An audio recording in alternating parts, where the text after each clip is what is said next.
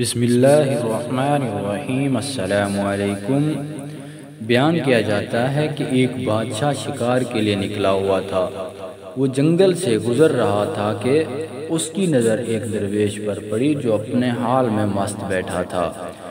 بادشاہ اس درویش کے قریب سے گزرا، لیکن اس نے آنکھ اٹھا کر بھی اس کی طرف نہ دیکھا، اور یہ بات بادشاہ کو بہت ناگوار گزری۔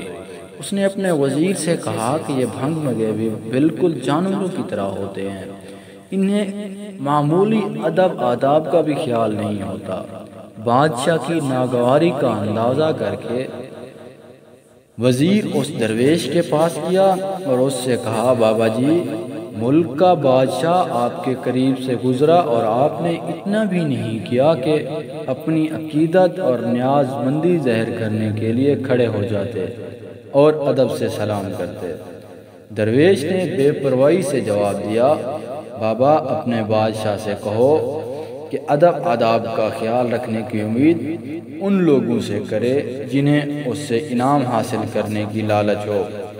اس کے علاوہ اسے یہ بات بھی اچھی طرح سمجھا دو کہ ہم جیسے درویشوں کا کام بادشاہ کا خیال رکھنا نہیں، بلکہ بادشاہ کا فرض ہے کہ وہ ہماری حفاظت کرے۔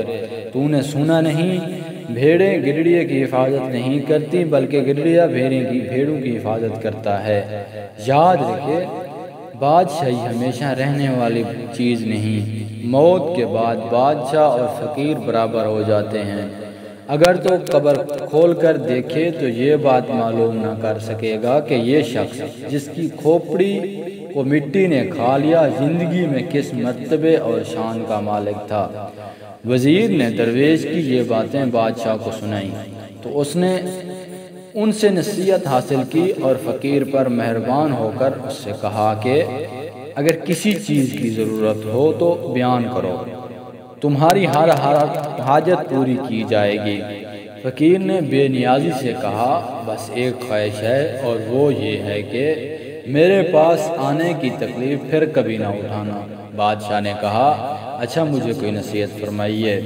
درویش بولا، میری نصیحت یہ ہے کہ اس زمانے میں جب تو تاج اور تخت کا مالک ہے، زیادہ سے زیادہ نیکیاں کر کے عاقبت میں تیرے کام آئے گی۔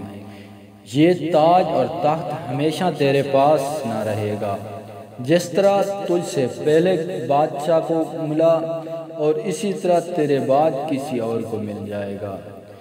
ناظرین، اس سارے واقعے میں جو ہمیں سبق ملتا ہے وہ یہ ہے، حضرت شیخ سعدی نے اس حکایت میں یہ بات بتائی ہے کہ اپنے دل کو حرص اور لالچ سے پاک کر لینے کے بعد ہی انسان کو سچی راحت اور اطمینان حاصل ہوتا ہے۔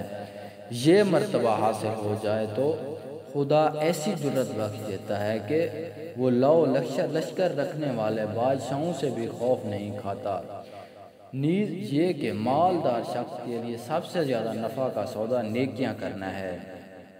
اخروی زندگی میں اس کا یہی سرمایہ آئے گا۔